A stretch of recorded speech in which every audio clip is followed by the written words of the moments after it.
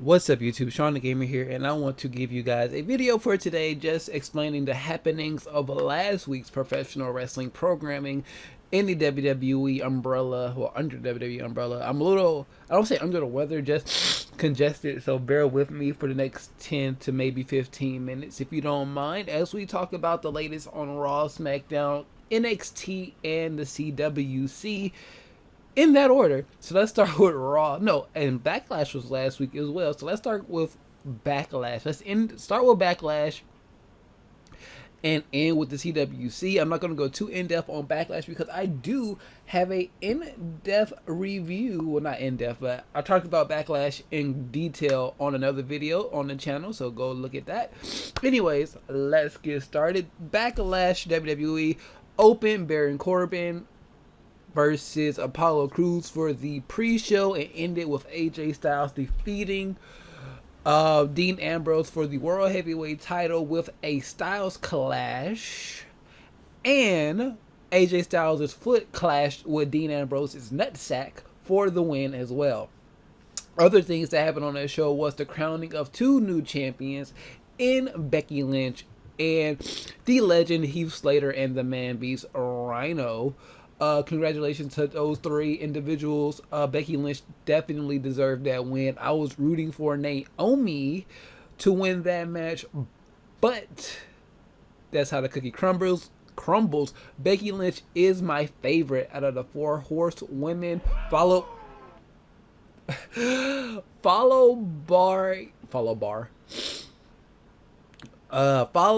by Charlotte, then Sasha, then Bailey. I'm not saying that my Bailey is like one of my least favorite, but if you're talking about those four, I would have to put Becky Lynch up top and Bailey on the bottom. The Queen is always going to have a special place in my heart. You know what?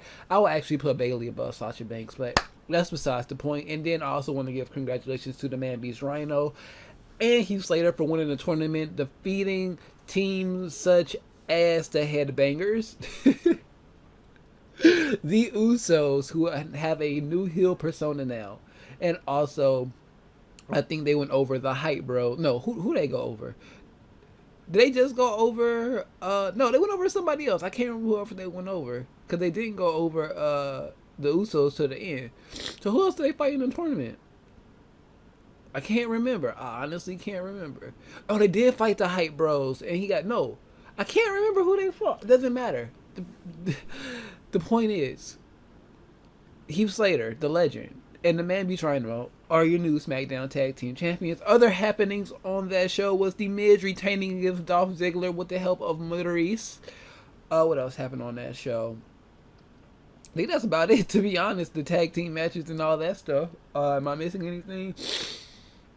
Oh, Randy and Bray had a weird segment along with Kane. There was a no holds bar match, no DQ, and Bray lost that match, unfortunately. So let's jump to Raw, where we saw in the main event Kevin Owens, your new Universal Champion, versus Roman Reigns. If Reigns win this match per orders of Mick Foley 2 weeks ago at this point, if Roman Reigns, oh my God, if Roman Reigns defeats Kevin Owens in this match, he will be added to the championship match at Clash of the Champions, like everybody wants to call it the correct way, and not Clash of Champions. So, in, I want to say short fashion, but thanks to the assist of Rusev and Lana, Kevin Owens was able to defeat Seth Rollins. Kevin Owens was able to defeat Roman Reigns. That's called medicine kicking in, folks. And not the kind that grows from the ground. To keep the match at Clash of Champions 1-on-1, him being Owens versus Seth Rollins for the Universal title, and I hope Kevin Owens retains the title going out of there, and then hopefully the next pay-per-view will be either him versus Chris Jericho or him versus Sami Zayn for the title, unless they want to surprisingly put somebody else in that title picture. Other notable things that happened on this show was the complete annihilation of Alicia Fox by Nia Jax. I believe this was the show where the Shining Stars picked up another win over Enzo and Cass. We have more speculations on that stuff. And tonight episode of Raw, I am recording this the day of 9/19/2016. So the Cruiserweights will be on Raw with their new Cruiserweight champion. No spoilers at this moment. So let's jump right into the SmackDown stuff, because I think that's the most notable information to come out of Raw. There was some other women's stuff to help set up the matches and things like that. There was a triple threat for #1 contendership. I think that was last week, between Bayley, Sasha, and Dana. And then Bayley ate a pinfall to Sasha Banks. And people are wondering why this happened. Why did Sasha eat a pinfall? Did y'all kind of forget down in NXT, Sasha ate 2 pinfalls clean to Bayley to put her over? Call receipts. If you don't know what a receipt is, go look it up. Increase your wrestling knowledge. So, I know some people are going to say, no, a receipt is when you injure a superstar in the match and you get your paybacks. It can go both ways. As long as you get your comeuppings, quote unquote, that's called getting your receipt. Now we're going to move on to the gems of Wednesday night, called NXT and the CWC. This week's NXT was very, very, I don't want to say it was overshadowed by the Cruiserweight Classic, because you had some very fun matches on there. I think we got seeing almost, who do we get? I think we got No Way Jose versus Bobby Roode, I believe, or something like that. We saw Joe try to kill Nakamura, and we saw Liv Morgan pronounce herself #1 contender to the Lion's Pit, aka the Empress of Tomorrow, Miss Asuka herself.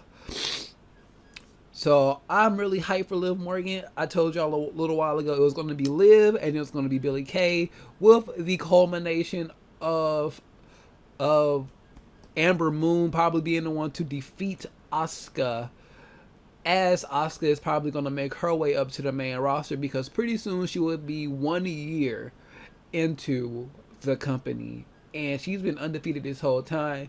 So to have her go undefeated her whole reign and then lose to Amber Moon before she moves up will be a great boost to Asuka. And I only need to see Amber Moon versus Asuka once in NXT. Let Amber Moon have a nice little reign before she comes up to the main roster. Have them be on have them on opposite brands, then put them on the same brand, then have the rematch for the respective title of whatever brand they are on. I would love to see Asuka on I would love to see Asuka on SmackDown to help bring some dominance to that division in the next coming months. All those things can change if they can get their hands on talent such as Angelina Love, maybe a Sexy Star, other women talents from around the world, some of the women over in Europe and Japan as well. That's everything for NXT. I'm doing this all off the top of the head. I have great memory for somebody who has occasional sessions, you know what I mean?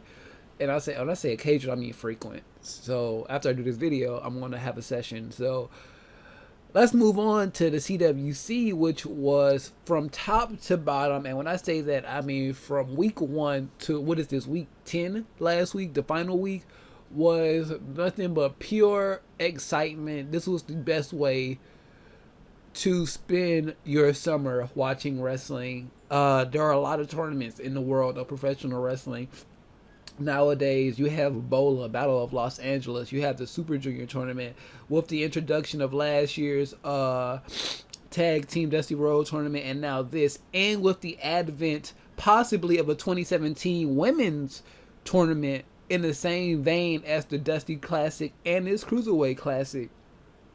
I am very, very, very hyped to see that. And if they will let women on the main roster and NXT roster compete in that tournament, I think it'll be very exciting if they did let women from all 3 shows, including indie talent, perform in that tournament. They can just do like they did with the Cruiserweight Classic, have the prelims all over the world in different organizations like Evolve, Ring of Honor, Progress. Maybe you can even get What Culture in there this time to get some women.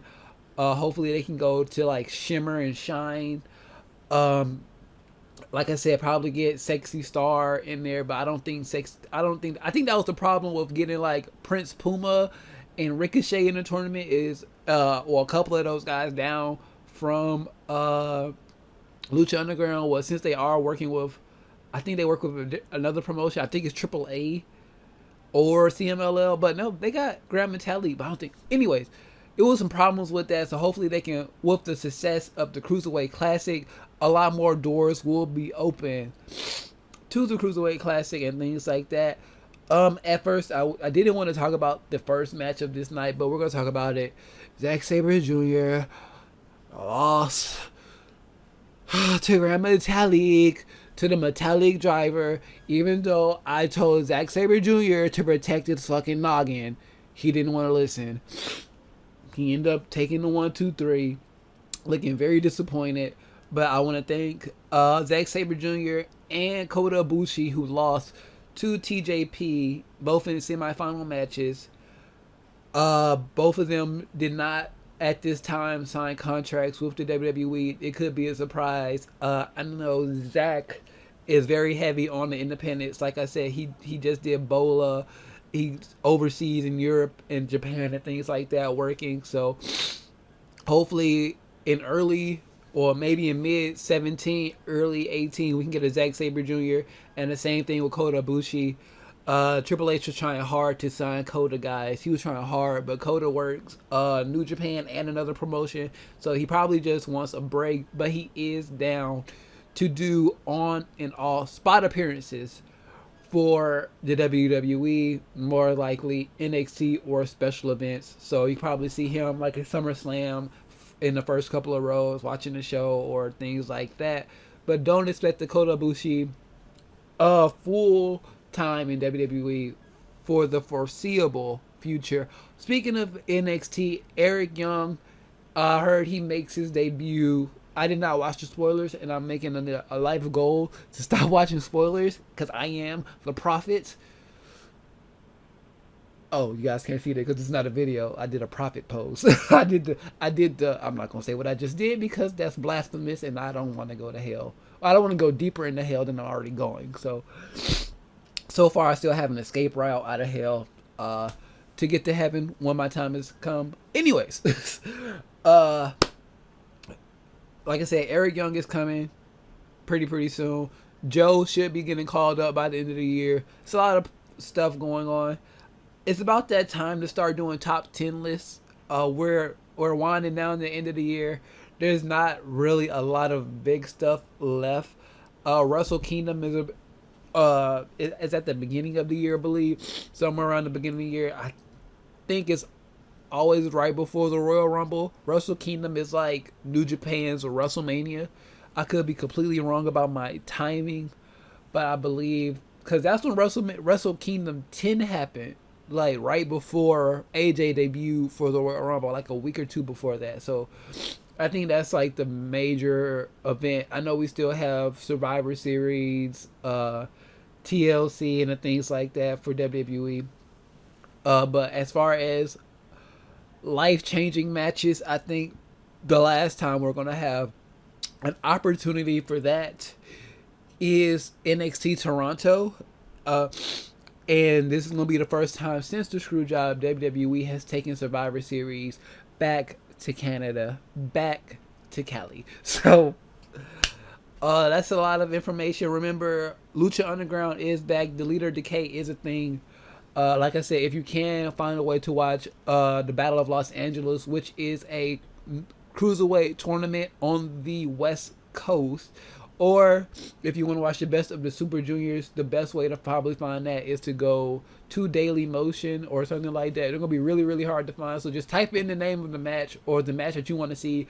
Google search it and it might pop up. That's how I normally type in or find matches that I want to watch. we have officially almost hit that 15-minute mark, so time for an outro. If you have not already, please hit that subscribe button. If you're new here, share this video out with your friends so they get on the discussion. Tell me who your or what your favorite match was at this point of the year is. Mine is probably going to still have to be AJ for no, it's probably going to be I don't know. Because I want to say Coda. I want to say Coda TJP now. Any of the Coda matches from the CWC except the Maluda match. Maluda has a lot of potential. He has that Samoan dynasty in him, but I just didn't see it. At least not right then. Also, it was just a lot of good stuff.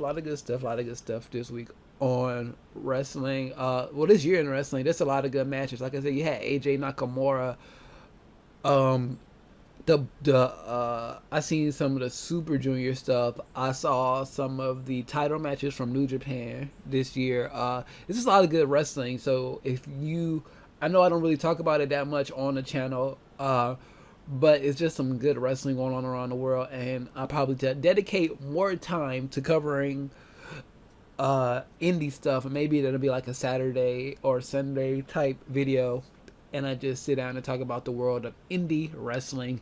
Anyways, back to the outro. Like if you have not already. If you want to follow me on anything other than YouTube, Facebook, Instagram, Twitter, and Twitch, all linked in the description below. And I'm pretty sure if you Google me, you can find me on all types of different other websites as well. I've noticed that people have been sharing my videos on all types of different platforms and using my information to do other things. Yeah.